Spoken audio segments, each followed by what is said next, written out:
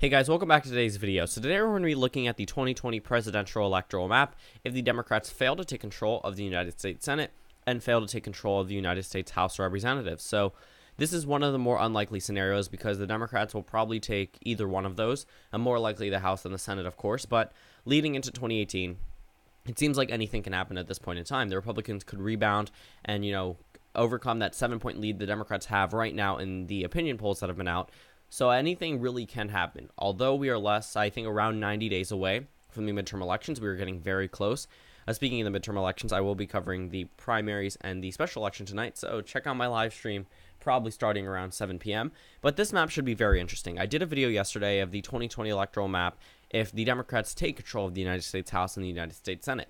Pretty much it was just what we usually see in every electoral map, except it favored the Republicans a little bit more.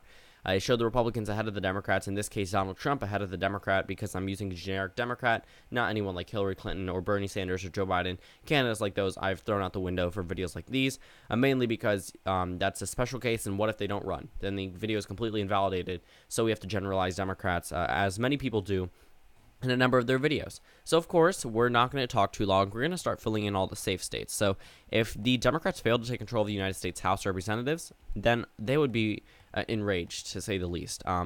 It would pretty much have a backlash against the president come 2020 because Democrats have a lot more turnout in presidential elections, and if they do not have control of the House or the Senate, nobody is there to temper the president for those final 2 years if he is to lose in 2020. And if he does win another 4-year term and then it repeats in 2022, it'll be a Republican-controlled House and a Republican-controlled Senate for 8 years straight. And I don't think Democrats would find that beneficial to their agenda whatsoever, because anything that the president wanted to pass would easily pass unless there's opposition from people inside the GOP and not really going through the Democratic Party. We saw it in a couple of partisan votes where the Republicans pretty much sweep through.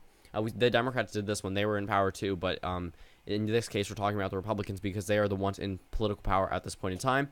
They had partisan votes and they ignored the Democrats. They did not adhere to any of their parts of the bills that they wanted to add in or introduced, and they pretty much just voted down party lines and had this bill passed just based off the pure Republican majority.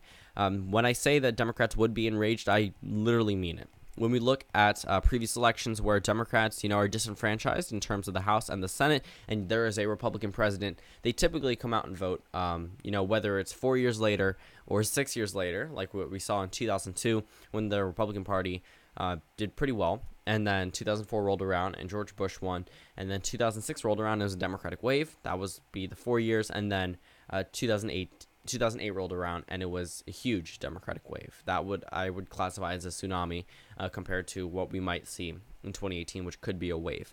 So the Democratic Party and the Republican Party do a phenomenal job at doing this. But usually when a political party does win in the midterm elections, it's sort of like appeasement. They get what they want for the time being, and then the presidential election rolls around and they seem they're around at an even playing field. So the Republican Party in 2010, they won the House.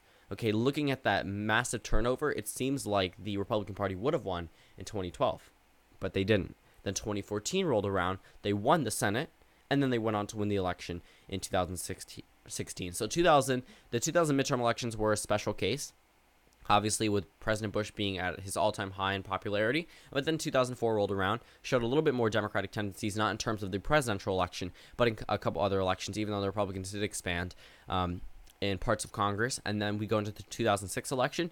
The Democratic Party won the Senate and the House, and then that was a telling sign that they would win the next election. And then 2008, of course, they did win the next election. Republican Party won the House, lost the election, then won the Senate, had two things, part of the government, and then they went on to win the presidential election. So if the Democrats failed to take both, I do think they would be enraged when it came down to a presidential election. But I'm not going to say that states like Texas are going to flip. I'm not saying the Democrats will, flip a number of these key Republican states that probably aren't flipping for a while. Mainly because these states are still Republican states. Regardless of how Democrats feel, they still have the majority Republican, so it really doesn't matter how Democrats feel in that state. Yes, it could get closer, but right now where it stands, it doesn't seem like it'll get super close. Over in Maine, I actually don't want to characterize that race yet. Up in the 2nd district, that one would still go to the president. I believe I have filled in all the safe states. Actually, I would characterize New Mexico and Virginia as safe blue states in a scenario such as this, if the Democrats fail to take control of the United States House and Senate, because I do think that Democrats would come out in even larger margins than they did in 2016 or 2012. Even though a lot of the voters that did come out from 2012 voted for Trump, so also that's not always the most beneficial thing for the Republican Party.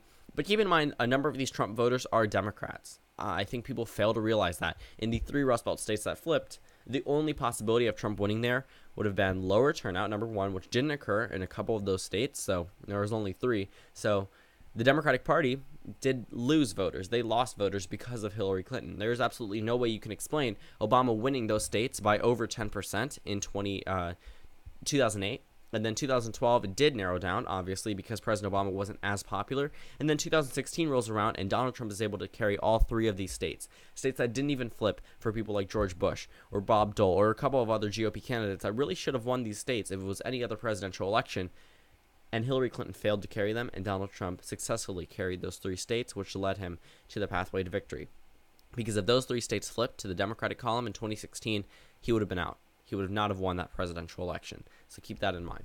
We are 201 electoral votes for the Democrats and 126 for the GOP or Donald Trump. So now we're going to start by filling in the map with safe, likely, leaning, and toss-ups. So Texas would be likely.